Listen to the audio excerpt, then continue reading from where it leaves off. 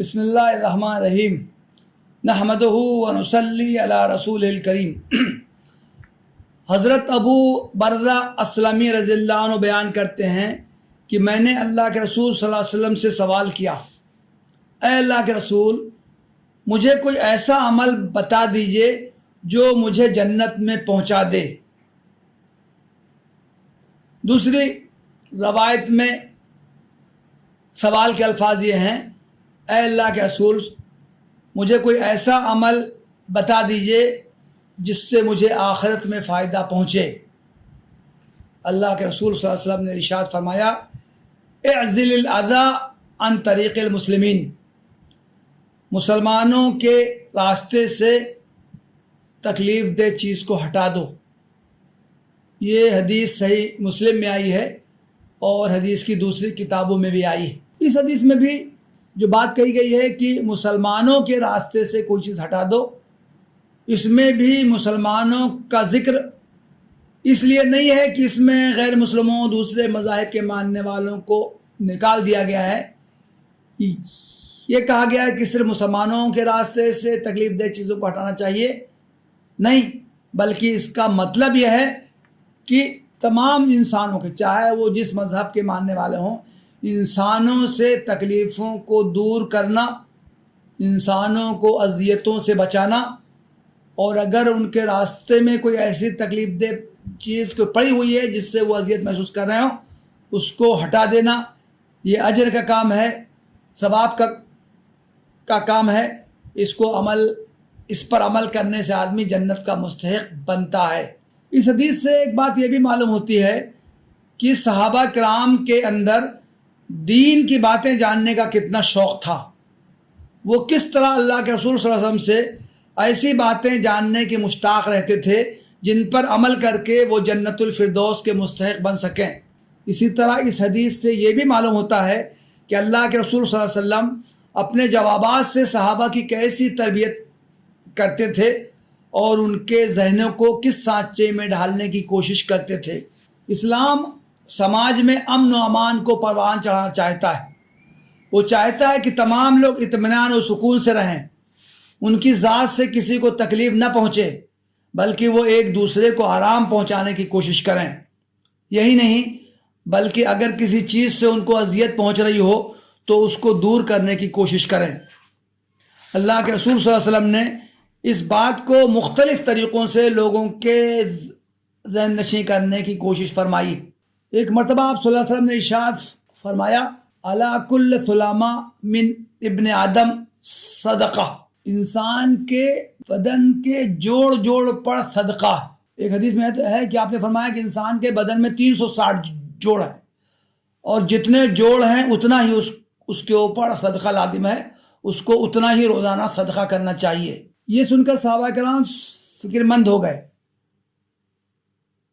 انہوں نے عرض کیا کہ اللہ کے رسول صلی اللہ علیہ وسلم، ہمارے پاس اتنا مال تو ہے نہیں کہ ہم اتنا زیادہ روزانہ صدقہ کریں۔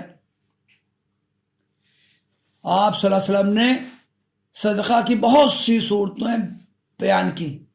حدیث کی کتابوں میں بہت سی ایسی احادیث آئی ہیں جن میں آپ صلی اللہ علیہ وسلم نے صدقہ کا تذکرہ کیا۔ آپ نے جہاں فرمایا الحمدللہ کہنا صدقہ ہے، لا الہ الا اللہ کہنا صدقہ ہے، اللہ اکبر کہنا صدقہ ہے، سبحان اللہ کہنا صدقہ ہے، نماز پڑھنا صدقہ ہے، زکوٰۃ ادا کرنا صدقہ ہے، روزہ رکھنا صدقہ ہے، حج کرنا صدقہ ہے۔ وہیں آپ نے بے شمار ایسے کاموں کا تذکرہ کیا جن سے انسانوں کو فائدہ پہنچے، اس کو بھی آپ نے صدقہ قرار دیا۔ کوئی نابینا ہو، اس کو آدمی راستہ دکھا دے، یہ صدقہ ہے۔ کسی آدمی کو سواری پر بٹھا دینا صدقہ ہے۔ کوئی آدمی سواری پر بیٹھا ہو، اس کا کوئی سامان گر گیا ہو، وہ صدقہ ہے۔ آدمی نے کوئی درخت لگایا، اس میں پھل پیدا ہوا، اس پھل میں سے کوئی انسان کھا لے، کوئی جانور کھا لے، چرند پرند کھا لے، یہ صدقہ ہے۔ بیوی بچوں پر خرچ کرنا صدقہ ہے، خادم پر خرچ کرنا صدقہ ہے، رشتہ داروں پر خرچ کرنا صدقہ ہے۔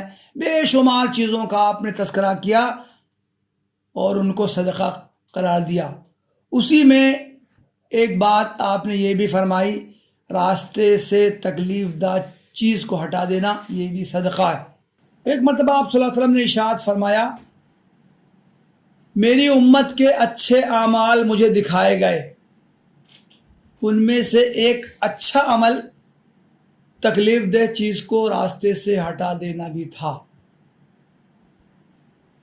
ایک حدیث میں ہے کہ آپ صلی اللہ علیہ وسلم نے ارشاد فرمایا، ایک درخت ٹوٹ کر راستے میں گر پڑا جس سے لوگوں کو آنے جانے میں تکلیف ہونے لگی، ایک شخص نے اسے راستے سے ہٹا دیا، اس کے نتیجے میں اسے جنت میں داخل کر دیا گیا۔ ایک حدیث میں ہے کہ آپ صلی اللہ علیہ وسلم نے ارشاد فرمایا، راستے کے کنارے ایک کانٹا دار درخت تھا جس کی ایک شاخ راستے پر آ رہی تھی، ایک شخص نے اسے کاٹ کر الگ کر دیا، اللہ تعالیٰ کو اس کا یہ عمل اتنا پسند آیا کہ اس نے اسے جنت میں داخل کر دیا۔ یہ ابو داؤد کی حدیث ہے۔ اس میں تو یہ بھی اضافہ ہے کہ وہ شخص ایسا تھا کہ اس نے اور کوئی نیک کام کیا ہی نہیں تھا، اللہ تعالیٰ کو اس کا یہ چھوٹا سا عمل اتنا پسند آیا کہ اس کے نتیجے میں اس کی مغفرت کر دی گئی۔ اس کا مطلب یہ نہیں ہے کہ انسان پوری زندگی گناہ کرتا رہے، اللہ تعالیٰ کی نافرمانی کے کام کرتا رہے، کبائر گناہوں کا ارتکاب کرتا رہے، صرف ایک چھوٹا سا عمل کر دے اس کی وجہ سے وہ جنت میں جائے گا، بلکہ اس مضمون کی احادیث کی تشریح کرتے ہوئے محدثین نے بیان کیا ہے، اس کا مطلب یہ ہے کہ یہ عمل اگرچہ چھوٹے سے چھوٹا عمل ہو لیکن یہ بھی انسان کو جنت میں لے جانے والا ہے۔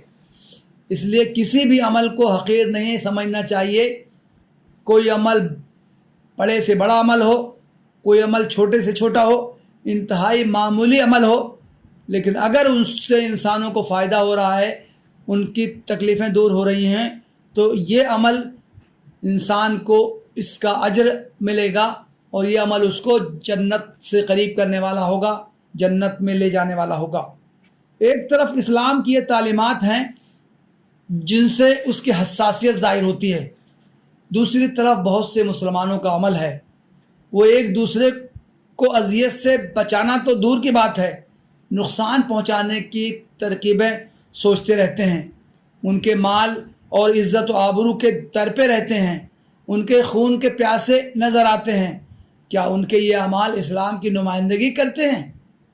اگر ہم واقعی جنت کے خواہاں ہیں تو ہمیں ضرور ایسے کام انجام دینے چاہیے جن سے انسانوں کو فائدہ پہنچے اور انہیں کسی تکلیف سے نجات مل جائے۔ کیا خبر اللہ تعالیٰ کو ہمارا کوئی عمل پسند آ جائے اور وہ ہمارا نام بھی جنتیوں میں شامل کر لے۔ وآخر دعوانا ان الحمد للہ رب العالمین۔